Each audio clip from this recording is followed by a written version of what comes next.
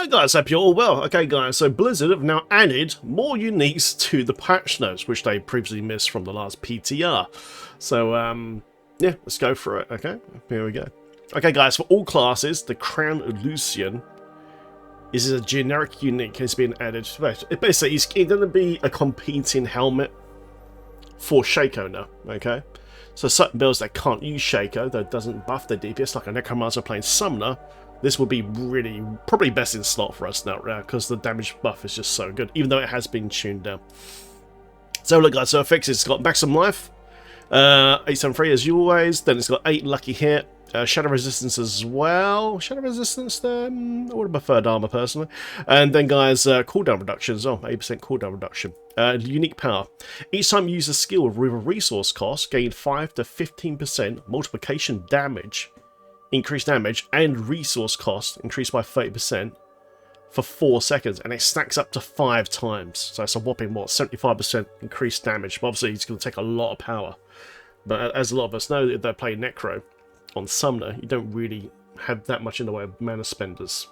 So just casting Decrepify, you know, will stack this really easily. It could give us a nice little bump, guys. So yeah, that's going to be quite interesting. Very, very good helmet. But so yeah, now the question is, for other classes and other builds and that, you have a choice now between Shaco or this now. Okay, so it's interesting. Next, guys, is Durant Faith Gloves. Okay, the fixes. All stats 42, HP and 873. Cooldown reduction and heal and receive 25%.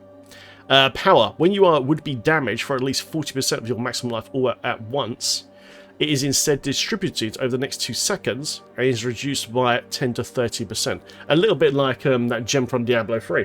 I think it's Mutilation Guard, isn't it?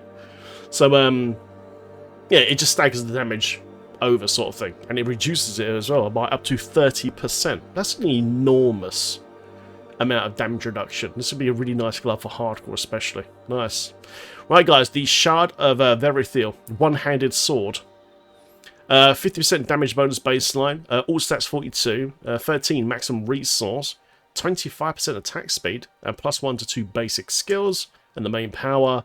Basic skills up to 200% multiplication damage bonus, increased damage, but initially it costs 25 primary resource. So if you're looking to do a basic skill build, then this would be very good for that particular build.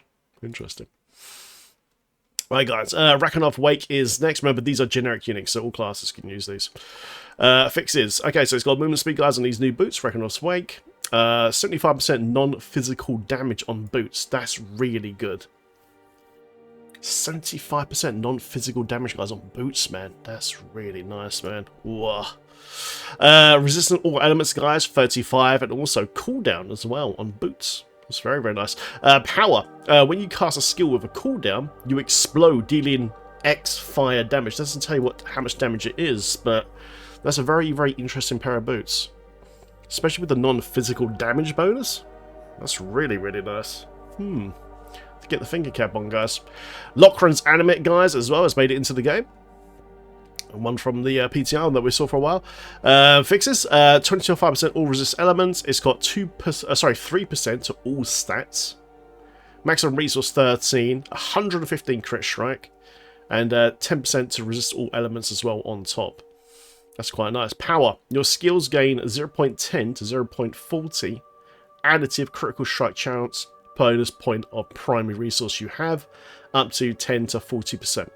Each point of primary resource above 100 grants 0.2 crit strike damage instead. So if you're stacking like lots of resource, guys, you're going to get a lot out of this amulet. Not bad, man.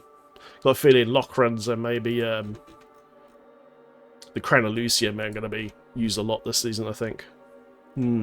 Interesting. Right there, guys, what's next? So there's more aspects, but I'm just doing the uniques on this particular video. Go check the patch note, guys. You want to check out the aspects. Okay, guys, new Barbarian unique. Unbroken Chain. Affixes amulet. Okay, so look, so it's got 25 all res, guys. It's got 18% movement speed, 300% ultimate damage. My God. 22% cooldown reduction as well, and +2 to 3 to Pit Fighter. And the main power is casting Steel Grasp reduces Maelstrom's cooldown, your ultimate, by 3.3 to 10 seconds. Enemies damaged by oil and mushroom deal 10 to 30% less damage for 6 seconds as well. Nice debuff as well. Pretty good. Right, guys, next is the third blade. It's a one-hand sword for Barbarian. It's got 65% damage to close enemies, 135 strength, plus 1 to 2 fury on kill. That's nice. An extra 40% vulnerable damage. And then weapon mastery damage is an extra 80%. The main power, your weapon mastery skills are now also core skills that have no cooldowns, but cost fury, dealing 50 to 70% of normal damage. The fury costs are reduced by 5 for any additional charges the skill would have had. Sweet. Right, guys, what's next, guys? Druid, the Basilisk Scarf. Let's have a look.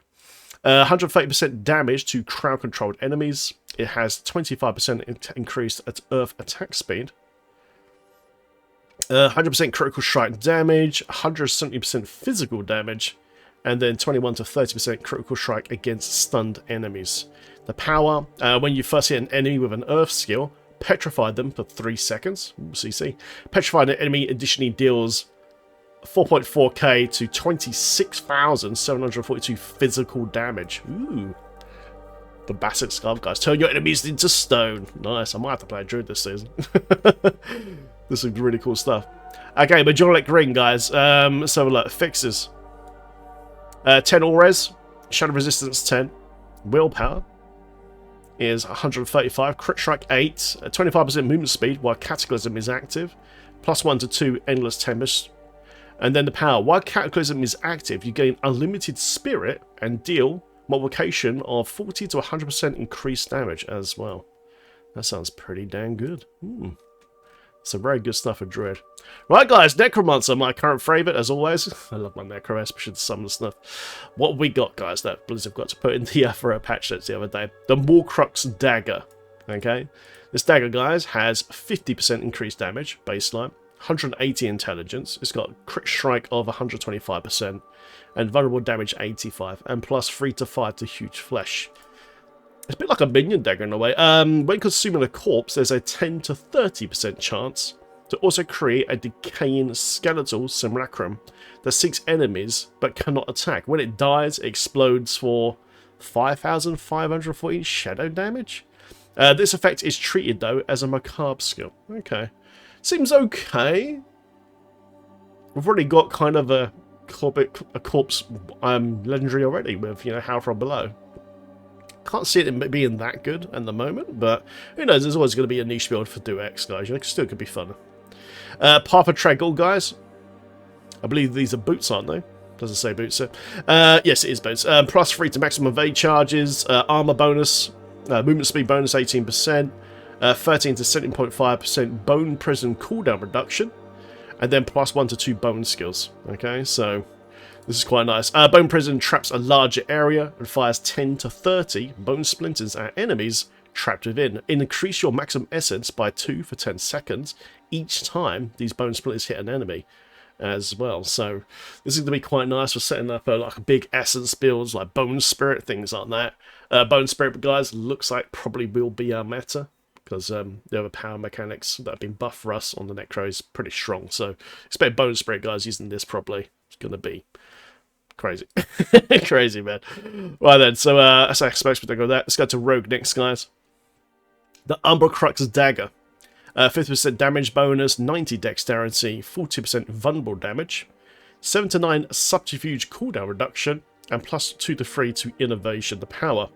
Your subterfuge skills create an attackable shade totem for 3 to 8 seconds. Any damage it takes is replicated onto the surrounding enemies at 20% effectiveness. Okay. You may only have one shade totem active at a time. This damage counts as a trap skill. Lovely. Right, guys, we've got another one here. The Shroud of Caranduras, I guess it says there. Evade grants 16 to 25% movement speed for 1.5 seconds. 75% non-physical damage. Wow. 60 shadow resistance. Plus 2 to 3 to Dark Shroud.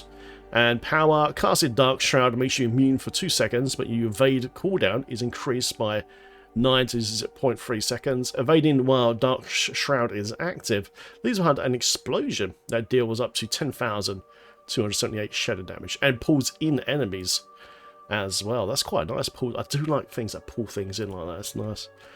Okay, guys, and last one of these guys is the Sorcerer. Sorcerer got some brilliant stuff, guys. Check out the previous videos as well. In the description of this video, there's links to all the other unique videos I've done. There's a lot of them. It's about 6 now. This is number 7. So definitely check those out. But yeah, Sorcerer got some really cool stuff. Alright, guys, Axial Conduits. Fixes, let's have a look. 22.5% chance for Chain Lightning projectiles to cast twice. Oh, yeah. 15% damage reduction. 32% resource generation. And maximum. I think they should say maximum resource. There's a little typo there. And then, guys, +3 to Chain Lightning as well. Power. Chain Lightning alternates between orbiting you and seeking up to 3 enemies. It orbits around you. It's like that old amulet from Diablo 3. When it returns, it drains 6 mana from you for each active Chain Lightning. And after draining 66 mana, the bolt explodes up to 7.5k lightning damage. Chain Lightning expires if you don't have enough mana for it to drain as well. There we go. And then, guys, we've got another staff here called Vox Omnium.